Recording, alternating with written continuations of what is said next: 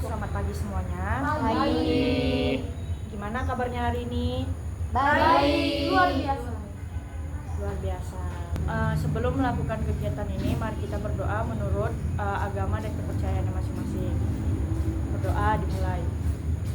Ya Allah, ya Tuhan kami di sini akan melakukan kegiatan BKP pada pagi hari ini. Lancarkanlah kegiatan pada pagi hari ini dan jadikanlah kegiatan hari ini bermanfaat dan berguna bagi kami semua dan untuk depannya. Amin, amin ya rabbal alamin. Nah, jadi teman-teman kita semua, adapun pengertian BKP di sini, ada yang tahu nggak apa itu pengertian BKP? Sepertinya tidak ada yang tahu. Saya akan menjelaskan apa itu BKP. Jadi BKP itu adalah salah satu bentuk layanan yang membahas masalah umum dalam kelompok dengan memanfaatkan dinamika kelompok. Di sini ada juga tujuan dari BKP. Ada yang tahu apa itu tujuannya? Baik, Elza. Jadi menurut saya salah satu tujuan dari BKP itu adalah supaya kita tuh lebih bisa bersifat terbuka untuk mengeluarkan pendapat atau isi pikiran kita. Nah, ada yang lain? Rifa? Menurut saya dengan adanya BKP ini kita itu lebih akrab dalam kelompok. Ada yang lain? Oke, tidak ada. Jadi saya akan mengulangi apa itu tujuan dari BKP tersebut. Nah, yang pertama itu kita bisa melatih bersikap terbuka di dalam kelompok. Kita juga bisa melatih untuk mengendalikan diri di dalam kegiatan kelompok ini. Kita juga bisa bersikap tenggang rasa dengan orang lain. Jadi sebelum kita memulai BKP, saya akan menjelaskan cara pelaksanaannya. Jadi yang pertama itu semua anggota diharapkan untuk berpendapat, dan yang kedua itu tidak ada pendapat yang salah dan tidak ada yang saling menyalahkan. Dan yang terakhir itu tunjuk tangan terlebih dahulu jika akan berpendapat bergantian berpendapat sesuai dengan kesepakatan kita masing-masing, kita sama-sama.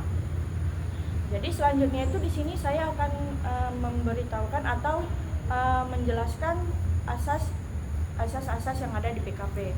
Yang pertama itu ada asas keaktifan. Nah, di sini diharapkan semua anggota kelompok untuk aktif berpendapat dan melakukan solusi yang kita bahas pada topik ini. Yang kedua itu ada asas keterbukaan. Semua anggota itu diharapkan untuk bersikap terbuka, memberikan ide-ide yang ada di isi kepala kalian. Yang ketiga itu ada asas kemandirian. Nah, jadi semua anggota diharapkan mandiri dalam melakukan alternatif pemecahan masalah. Dan yang terakhir itu ada asas kenormatifan. Nah, diharapkan kepada semua anggota kelompok untuk berpendapat dengan sopan, santun dan tunjuk tangan terlebih dahulu bagi ingin yang berpendapat. Jadi sebelum kita memulai BKP, sebelum saya tentukan topiknya, supaya untuk memecahkan suasana, saya punya games nih yang namanya tepuk konsentrasi. Jadi saya akan menunjukkan terlebih dahulu gimana cara permainannya. Jadi di sini kita tepuk tangan, konsentrasi dimulai. Jadi yang ketiga kali tepuk tangannya itu, yang 3 kali petik yang ke kanan itu sebutkan nama panggilan, terus yang kedua petik ke kiri itu sebutkan hobinya. Jadi misalnya seperti ini, konsentrasi dimulai. Ulang tidur. Jadi berlanjutlah ke anggota kelompok selanjutnya. Udah bisa kita mulai? Bisa. Nah, jadi kita mulai ya. 1, 2, 3. Konsentrasi dimulai. Coba ulang Ulang. ya. Dari mulai, biar dia senang. Dari mulai Ripa dulu ya. 1, 2, 3 ya. Konsentrasi dimulai. Rifa berenang. Elza nyanyi. Evan tidur. Wulan tidur. Adina baca novel. Dia nonton. Arta masak. Oke. Nah, setelah kita sudah melakukan keakraban, jadi kita akan melanjutkan kegiatan BKP ini. Jadi kegiatan kita ini membahas topik. Nah, jadi pada pertemuan ini saya yang akan menentukan topiknya. Jadi di pertemuan selanjutnya kalian boleh menentukan topik yang ada di BKP. Jadi apakah semua teman-teman sudah siap? Siap. Jadi saya udah menentukan topik pada BKP hari ini. Jadi topiknya itu adalah UKT mahal. Jadi menurut kalian penting nggak sih topik yang sudah saya tentukan ini? Boleh Rifa? Menurut saya topik ini tuh penting dibahas. Kenapa? Karena banyak sekali orang yang berpikir kalau misalnya UKT mahal itu tuh terlalu membebankan. Sebenarnya memang membebankan, tetapi kan masih terdapat banyak unsur yang harus kita ketahui di balik UKT yang mahal tersebut. Ada lagi? Ya Eliza. Jadi menurut saya UKT mahal ini kan memang permasalahan bagi banyak orang. Jadi ini isu yang sangat-sangat terkini juga. Jadi menurut saya sangat layak untuk kita bahas, dan juga kadang hal-hal kayak gini tuh memunculkan pikiran kayak saya jadi malas kuliah lah karena UKT-nya mahal. Jadi perlu dibahas. Oke, ada lagi? Sepertinya tidak ada. Jadi yang dapat saya simpulkan dari Rifa dan Elza ini memang betul UKT itu penting buat kita bahas. Kenapa? Karena di balik UKT mahal ini pasti semua yang mahasiswa itu kayak mikir mau usah kuliah lah gitu, kasihan orang tua gini-gini, padahal di balik itu kayak rezeki itu nggak kemana gitu. Nah terus selanjutnya itu ada yang tahu nggak apa faktor dari penyebab UKT mahal? Boleh Rifa? Kenapa UKT mahal itu? Yang pertama pasti untuk biaya fasilitas. Jadi dengan adanya UKT itu tuh sangat membantu universitas untuk mengembangkan fasilitas dari universitas tersebut.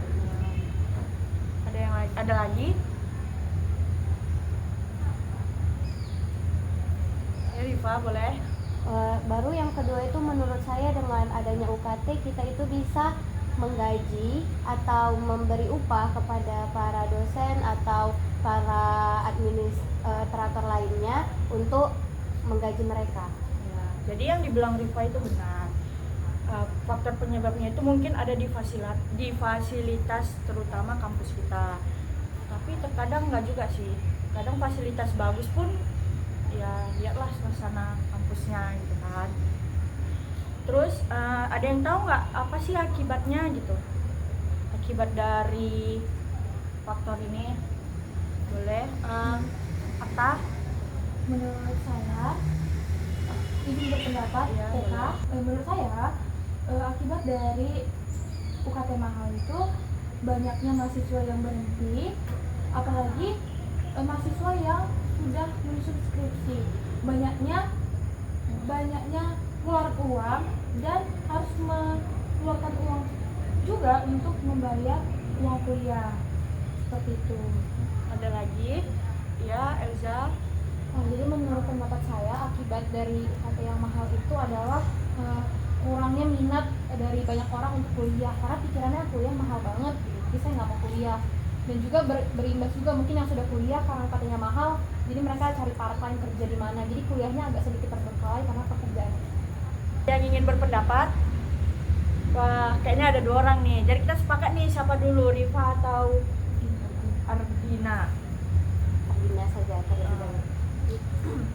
Jadi menurut saya akibat dari UKT yang mahal ini menyebabkan kita sebagai mahasiswa atau yang lainnya itu, mahasiswa yang lain itu mengalami kecemasan karena memikirkan UKT yang mahal ini tadi. Jadi mungkin mengurangi konsentrasi dia untuk melanjutkan pendidikannya seperti itu. Rifa boleh? Menurut saya dengan UKT mahal ini jadi orang tua itu lebih kerja keras, misalnya pergi pagi pulangnya itu malam demi mencari uang untuk membayar UKT anaknya tersebut. Nah, jadi semua sudah berpendapat nih. Jadi dari topik ini saya menyimpulkan akibat dari UKT mahal ini, yang pertama itu dari Rifa, yang benar apa yang Rifa katakan. Orang tua itu bekerja keras dari pagi sampai malam, nggak mandang hujan, nggak mandang badai atau apapun, yang penting demi anak itu pendidikan itu tetap nomor 1. Yang kedua itu akibatnya ya kayak kita yang biasanya kita nunggu transferan dari orang tua gitu kan. Terus karena UKT mahal ini kita mikir 2 kali, masa kita harus nunggu terus sementara kita di sini kayak mikir kayak mana sih dapat uang lebih. Nah, seperti yang Elza bilang itu kita harus kerja part time. Kita cari kerja selingan, atau kalau misalnya tidak ada kelas kita boleh kerja gitu. Atau seharian di hari libur kita boleh kerja gitu. Terus yang terakhir itu ada upaya. Jadi menurut kalian apa sih upayanya gitu? Ada yang tahu? Ada yang boleh berpendapat? Nah, barengan juga nih. Jadi siapa nih yang duluan? Oke, boleh. Rifa, silahkan.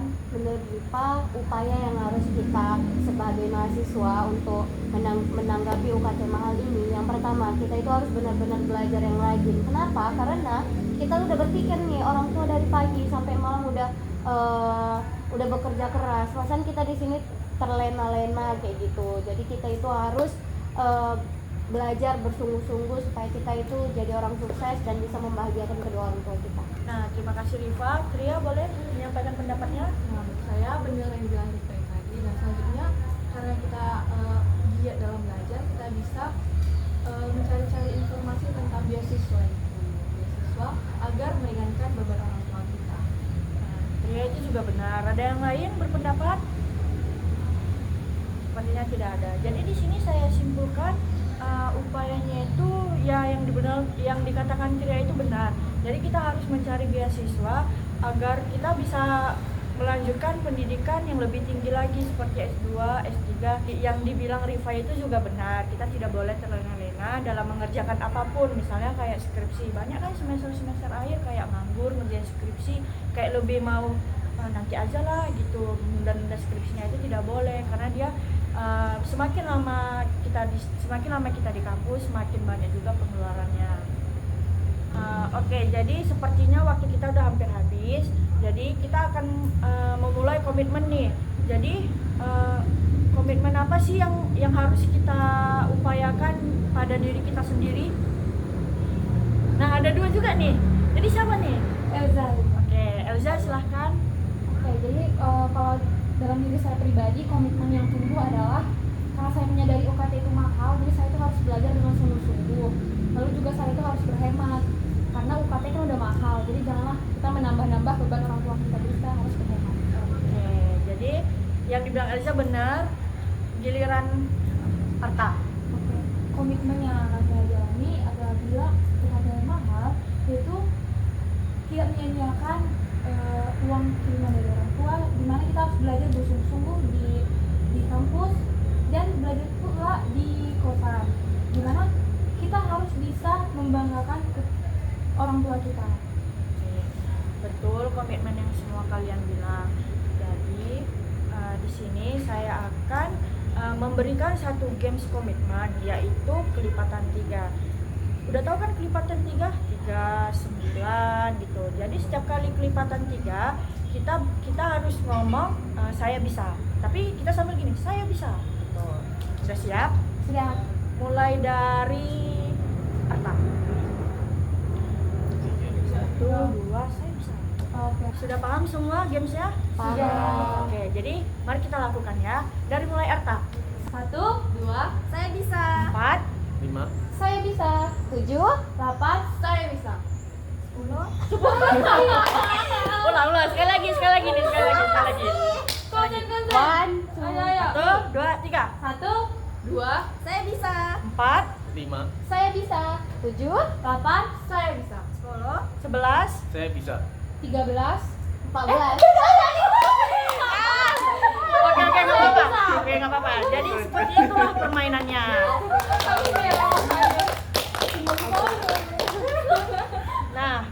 Nah, sudah bisa saya lanjut. sudah. Nah, jadi saya di sini akan meminta kalian satu persatu kesan, entah itu berupa saya merasa, saya berpikir, bertindak, bertanggung jawab. Jadi ada dari mulai saya merasa siapa nih? Oh, saya. Oke, Arta, silakan.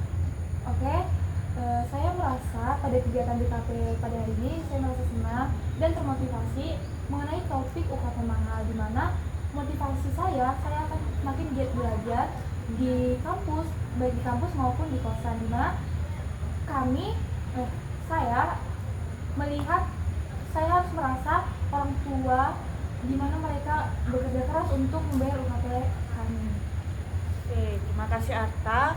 Selanjutnya ada saya berpikir. Siapa nih saya berpikir? Oke, Elza silakan. Jadi melalui diskusi kita pada BKT hari ini mengenai topik UKT mahal, saya itu berpikir kalau UKT mahal itu tuh sebenarnya itu worth it loh, karena kan itu untuk masa depan kita dan juga itu untuk fasilitas yang ujung-ujungnya juga untuk kenyamanan kita bersama.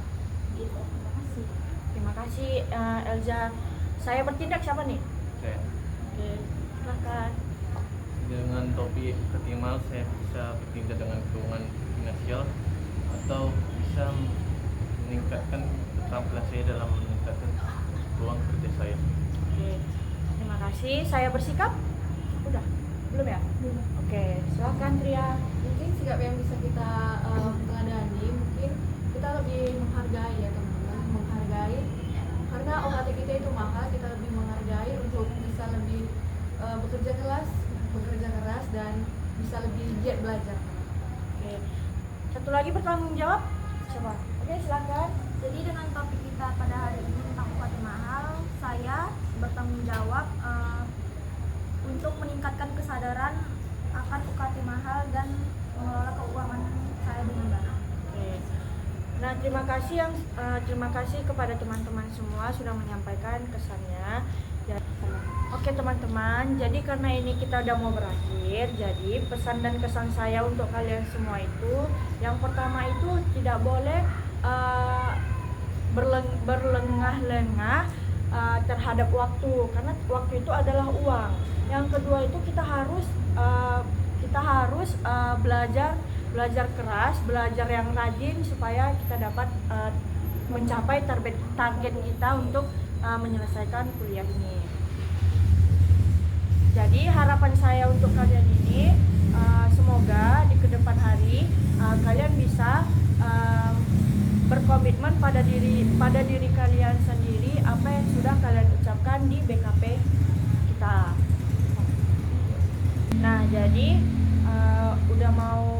udah mau selesai nih BKP kita. Jadi untuk BKP yang kedua selanjutnya kita tetapkan di hari apa dan di jam berapa nih kalian bisanya.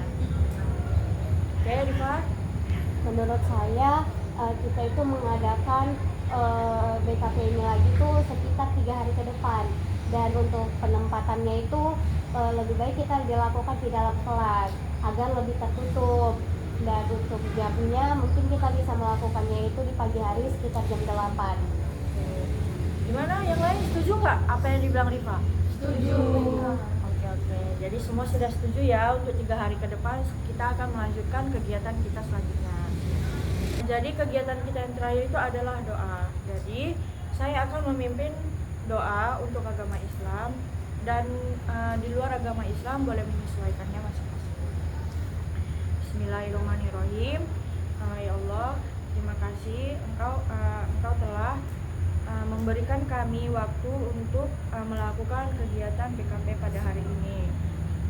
Ya Allah, semoga apa yang sudah kami buat pada pagi hari ini berguna untuk kami di hari ini, di hari ke depan, dan terus seterusnya. Amin amin ya robbal alamin.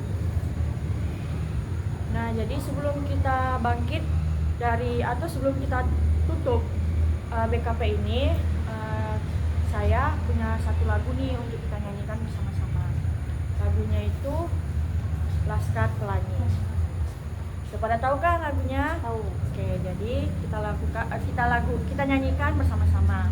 1, 2, 3. Mimpi adalah